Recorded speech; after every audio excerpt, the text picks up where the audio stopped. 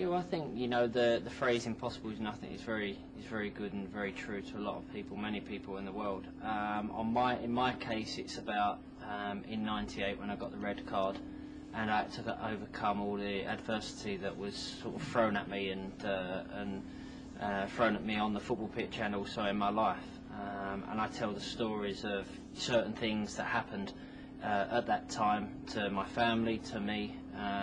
That's off the pitch. On the pitch, that was the only place where I sort of escaped and was happy and felt safe. But off the pitch, it was a very tough time for me, and that's where my pictures and my story comes from, because it was a very tough time after '98, after being sent off, and I went through certain things that many people say people shouldn't have to go through in life, and I went through that, and my story is that I've come out of that, and I'm a better person and a better footballer from that, and stronger. So that's my story. I never felt and I never believed that I would walk away from Manchester United in England, because Manchester United, I had the support of Sir Alex Ferguson, I had the support of the fans and my teammates. So I never believed that I would leave Manchester United. Whether I was forced to leave Manchester United, not by people in Manchester, but by other people around the country, that every time I was turning up at a restaurant, every time I was turning up at a football match, I was getting absolutely caned, for a better word, and that was tough. That was tough. But I always believed that I could get through it. Always. I always believed that I had the strength to get through it, and so did my family. So to have that support was important. Just people kept on telling me to be strong, be patient, be strong, play. Sir Alex Ferguson told me to enjoy my football. He was one of the first people to phone me after the match in '98, and he turned around to me and he said, "Come back to Manchester, be here, enjoy your football. You'll be here with people that will protect you, and you'll be here and you'll enjoy it."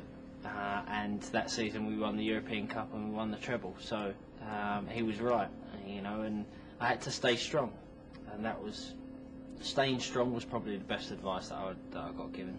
I think at the time in '98, I think what was hard with biting my lip and having to not being able, but not wanting to sort of put myself out there and put myself into a situation.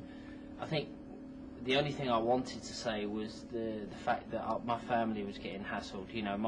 My nan and granddad were at the time 75 years old, and they're my biggest fans, along with my mum and dad. But even my nan and granddad had people knocking on their flats and hassling them and saying things to them. And this is my nan and granddad. They're 75, 80, 82 now, and at that point it was hard to bite my tongue, because when it affected my nan and granddad and my mum and dad and my sisters, then that's what I would have liked to have said.